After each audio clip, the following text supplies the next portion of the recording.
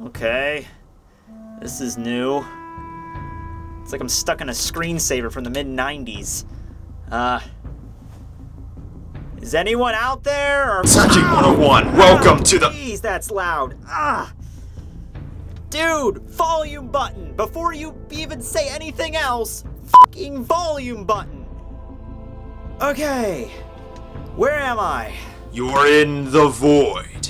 It's the place all reviewers must go whenever their series are on hiatus. Oh, okay, then it must suck being a Naruto reviewer then. Silence! There's no backtalk in the void! You're like omnipresent! You're like everywhere! Around me at once! There's no reason to do the big booming effect! It's not impressing anyone! Now, listen to me. For all intensive purposes here, I am your master, your guardian, even your god. Every word I speak, you will bow in reverence as if it is the last piece of contact you will ever receive. What the hell are you doing? Oh, playing Super Smash Bros. There is no Smash Brothers allowed in the void! Now, if you can use that lump of gray matter in between your ears for 2 seconds, we might be able to... hold on, I just got a fax. Jeez. Okay, turns out your series just got off hiatus, so you're free to go. Oh, okay, that's cool. So what? Do you like Stargate me out of here, or how exactly do I? Jeez. Ow. Okay. All right. Okay. Before we even continue doing this, for the love of God, Kubo, do not get sick ever again, because I don't want to go back to that place.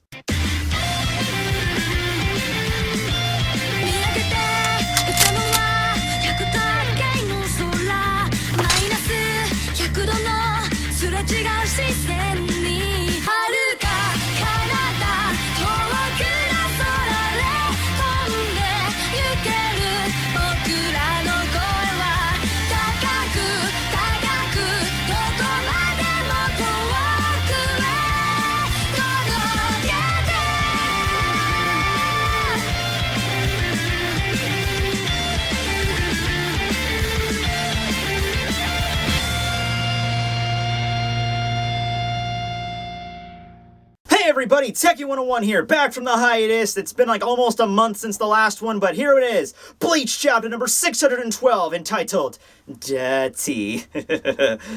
Just felt like saying it that way. I thought it would be a little bit more dirty if I did.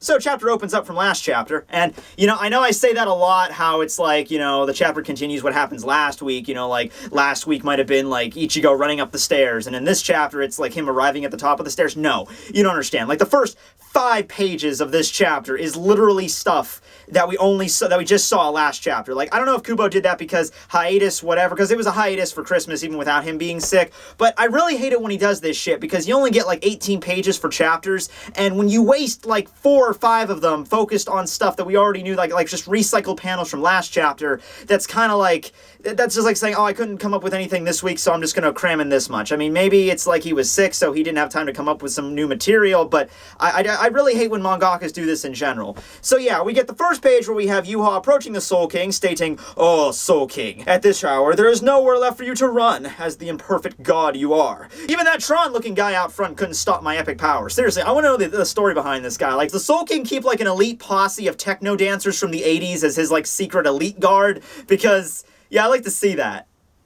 Oh man, I showed him the movie Tron and everything, and he still kicked my ass. Yeah, farewell, Soul King, the one who saw the future, my father. Yeah, we all got that, alright? We already understand that. Alright, moving on to the actual new content of the chapter. We get the title page, 612, The Dirty, and then we cut to mysterious shadows that are bouncing all over the Wandente below. It's Ruki Akuchiki and Renji Abarai, of course.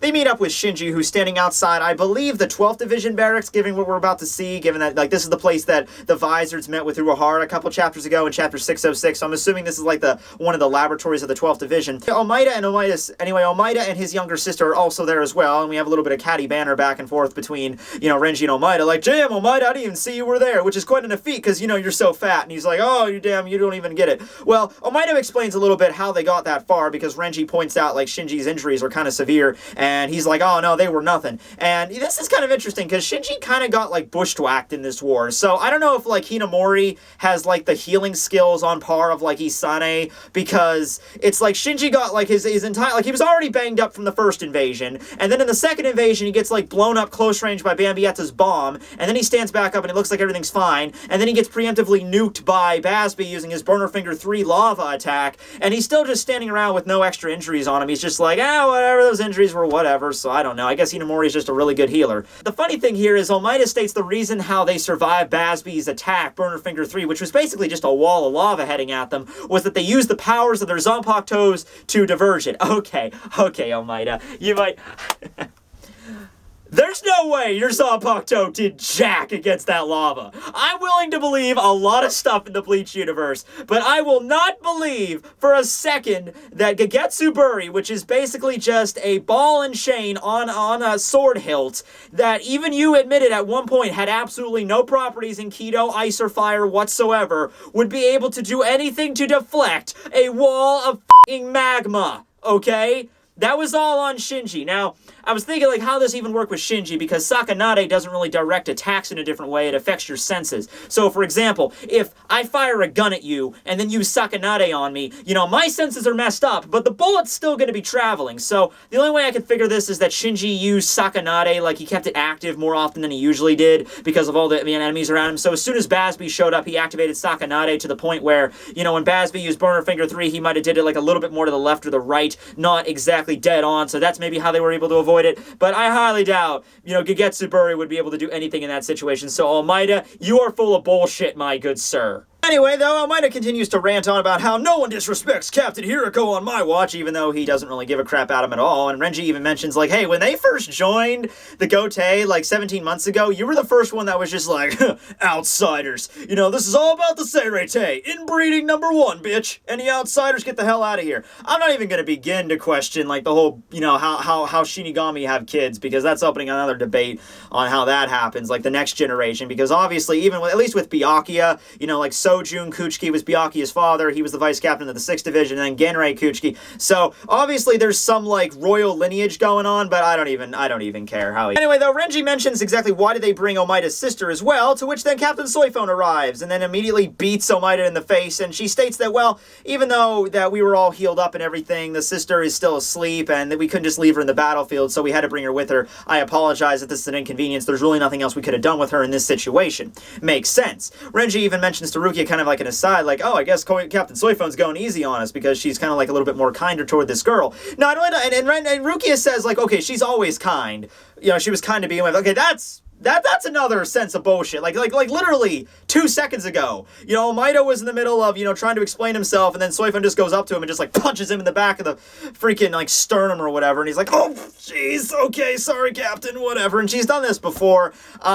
You know, Soifone, not kind, except for Yoroichi, of course, for obvious reasons, but, you know, she's very honorable. Okay, let's go with that. She's a very honorable individual, so if you do something that is, you know, for the greater good or whatever, she can usually understand this, and she'll respect you for it or whatever, but she's certainly not the kind individual for anyone except for Yoroichi or anyone in Yoroichi's clan, as we're going to be seeing in the next couple panels here. Anyway, that's just like a brief aside. So they, you know, Shinji states the reason that they're all there is because they received a message from Uehara, I'm assuming, that states that all the captains and vice captains should, you know, abandon whatever fights they're in and just head to this one location because something big's going down. And Shinji even mentions, like, for them to call the captains together like this, even in the middle of this massive situation, it's some serious shit's going down right here at the 12th Division. You know, more so than usual. Mayuri does host bingo there every Thursday, and some fucked up shit happens then too, but, you know, this is even more than that. So Soifone presses a panel that opens up the building, revealing a massive control room. We have Uehara standing on a pedestal around a bunch of, I guess, the, like, little pivots in the ground, like little fence stakes sort of thing. We also see Nanao in there, as well as Byakuya, and Yoroichi's sibling Yushiro. So immediately after entering the building, Yushiro then bows in respect to all the captains and vice captains, saying, like, oh, it's been a while since I've seen all you guys. To which Soifone immediately fangirl, you know, stage 12 out just over the sight of Yushiro. And, you know, I posted this on my fan page. I'm like, okay, it's confirmed in this chapter that we get the gender of Yushiro because, Soyphone's like, oh, you're Yoruichi's younger brother. It's been forever since I've seen you. Okay, it's a boy. That's great. Oh, by the way, you're still doomed. Like, I cannot tell you how doomed you are, kid. You are gonna die in, like, the next 10 chapters. I guarantee it, okay? You guys are heading to the Soul Palace at the end of this chapter. You're gonna get there. You're gonna get out. You're gonna get your ass fucking blown off by a Libero or something. And then Yoruichi's gonna go all rage mode, and we're gonna get, like, Soyphone Yoruichi tag battle. It's gonna be epic. But, sir, you're dead. So let's all have a funeral. I might as well schedule a funeral service for you right now. Let's say chapter 617. This kid is dead by chapter 617. I will have the biggest call that shit dance ever. I'm gonna get a whole freaking choir back here and a guitar, and I'm gonna learn how to play the piano finally, and we're gonna do this, okay? So yeah, Soyphone's face just goes like beet red immediately and starts freaking out over Yoshiro's presence, like, oh, you're Yoruichi's younger brother. Oh, you've gotten so big. Oh, that's so great. So I don't know if this is just like she automatically gets moist over every member of the Shoin clan that even, you know, pays her a second glance. But she kind of starts acting like an aunt type figure to Yoshiro, being like, oh, do you need any extra money? Okay, I'll give you to him. Like, Aunt Soyphone will provide. Because I don't know if you guys knew this. You know, maybe a couple of you. It's kind of like just a little murmur in the fandom. But Soyphone kind of has a thing for... Okay, this might spoil somebody. Soyphone kind of has a thing for Yoruichi. I don't know if anyone knew that, you know, because if you do a Google search for Soyphone and Yoruichi, you're hard-pressed to find any results for that. Okay! I know, there's a thing going on there. Okay. You know, screw the whole Ichihime Ichirukia thing. I want this resolved by the end of the series. Go Legend of Korra with this shit. Alright, so Shinji kind of just ignores the banter between Yushiro and Soyphone and just states up to Uehara that it's odd because there's no one there. And for the rest of the chapter, we basically get a roundup of where all the captains and vice captains currently are. So, get your pen out ready, folks, and see if the ones that you thought were dead or not, because here we go! So, first things first, Kiba and Komamura from the 7th Division will not be joining them due to Komamura's injuries. So, I don't know how that worked, if, you know, Uehara picked up the phone for Iba, and he's like, hey, Iba, are you going to be coming to my little party? You know, what about Komamura? Is he going to be coming? Make sure you bring the punch. Yeah, he kind of turned into a dog, bro. Oh, well, he's always a dog. Like, no, I mean, literally, he's a dog. I'm currently playing fetch with him right now. He's actually getting pretty good at it. Oh.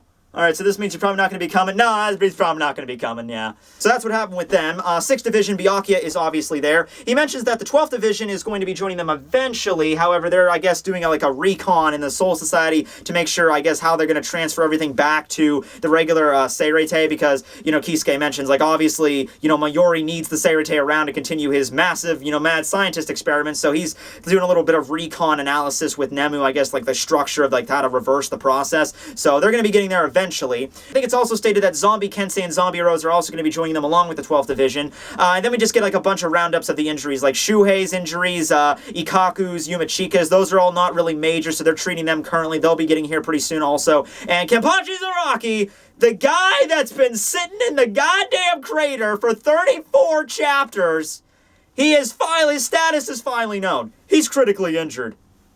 Well, I wonder why, guys. You didn't fish him out of that thing. He's probably like he probably has like one freaking quart of blood in his entire body at this point. Jeez. Along with this, Shunsui is currently meeting with Central 46, so Uehara has no idea when he's going to be showing up, if at all. And the final report is that the captain and vice captain of the 10th Division, Toshiro and Rangiku, their whereabouts are completely unknown. We have received no information from them whatsoever. You think Mayuri would have thrown a bone, because he's already very apparent by, like, hey, like, Byakuya is already there, so he knows that Rose and Kensei have been both turned into zombies, and I'm sure Mayuri would have said that too. So I don't know why Mayuri just doesn't get on the horn to Uehara and say, like, hey, yeah, by the way, Toshiro and Rangiku, yeah, they're also zombies. They might be dead. I don't know. I sent them to go do something else. I don't know. We have no idea where they even are. I always assumed they were still with Mayuri, but we don't see them in the little panel there, so I don't know where the fuck they went. Oh, and by the way, in case you're wondering where Ukitake is, well, he's sort of always exempt from anything that anybody ever does, ever, so we have no idea what he's doing right now. Anyway, after Uehara relays this information, Shinji asks the million-dollar question. After you gather everyone together, what the hell do you plan on doing? We're gonna break into the Soul King's palace. Oh man, it's Ocean's 15, bitch! That was James Bond, wasn't it? I have never seen an Ocean's 11, 12, 13 movie. George Clooney can suck my dick. Was he in those movies? I don't even know. Even regardless, George Clooney, you can suck my dick. So, funny story though, why more people are shocked at this than they really should be. First off, Shinji's questioning like, geez, get in the Soul Palace, can we even do that? Okay, Shinji, look, I know for a fact you've been around the Soul Society for more than just a hop, skip, 100 years, okay? You should know at this point that he can do anything. You know why? Because, of course, he is...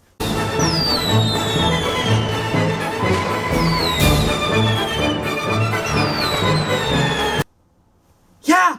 He's basically Jesus. I mean, after Ywach and the Soul King and Aizen. Okay, he's the 4th Jesus Christ in the universe. And I'm not talking like, like Aizen is 1 and Soul King is 2 and Ywach is 3. I mean, I know there's just like literally 4 Jesus Christ in the Bleach universe. That's just usually how it balances out. Yeah, less about that and just more about the fact they're shocked they're going there. I mean, already, they came down once, they picked up Ichigo, took him back, Ichigo crashed back down, Renji and Rukia have been there before, Byakuya has been there before, and then they had to go all the way back up to fight Ywach. So nobody at this point should be shocked at all that they're going to the Soul Palace. I mean, it was all serious, too, with, like, the black background. Urahara was saying, guys, we're going to the place that everyone's at, and the only thing that's currently happening in the entire series is going on right now. Bet you didn't see that coming, right? So until that time comes, though, I guess we're sitting on our asses waiting for all the other captains to gather. But anyway, we cut back to the Soul King's Palace for the last scene of the chapter, where we see Ichigo staring up. Orihime activates her Santen Keshun, which I guess functions as a glider now, because they're looking up at it, and they're like, geez, how are we going to get up there? Orihime's just like, wait! We can float up using my breasts. Oh, wait, seriously, can you do that? No, actually, probably we could, but it would be a little bit awkward for anyone that wasn't Ichigo-kun. We'll just use my Santen Keshun glider. Wait, you have a Santen Keshun glider? I have a Santen Keshun glider, motherfucker. Well, then we get the last panel where we cut back to Ichibei Hyosubi, who's still standing in the exact same place he was last time after he was revived, and maybe he can't move much yet, where he's simply stating to Ichigo, like, to himself, sorry. I'm so truly sorry, humans. Forgive me. But we cannot win against Ywach Bach. So basically what you're telling me, Ichibei, is you're a fucking lying piece of shit. Yeah. So last chapter he's like, Ichigo, you're the only one that can protect him. Go, save the Soul King. And literally 5 minutes later, he's just saying to himself, yeah, well, they're screwed. They can't win. I mean, that's not kind of like saying, like, Ichigo, go and defeat Godzilla. You're the only one that can do it. Shit, he's no way he's going to be able to defeat Godzilla. This is going to be hilarious.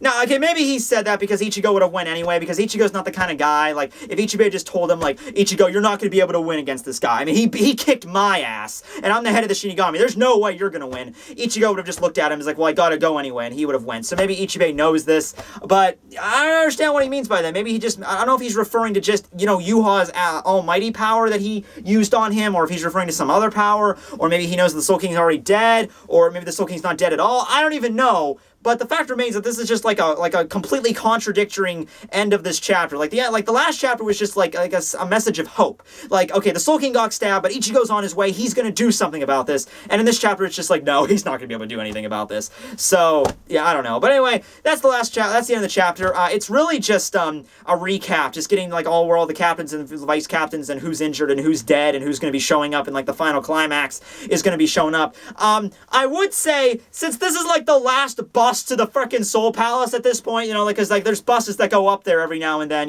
so this is the last bus to the Soul Palace. Can somebody please go pick up the Fullbringers and the Grimmjow and wake them out of bed? Like, hey, we gotta go catch our shuttle to the Soul Palace. The last one's leaving. We missed the other 3. So, I hope that goes down. Can we finally get this? Because everyone's gonna rocket up there, and we're gonna have our big epic climactic battle showdown between these 2 opposing armies. I want to see that, please. So anyway, yeah, thanks for watching. Tekking signing out. Yushiro, you're going to be sashimi. Chapter 617. Calling it, bro.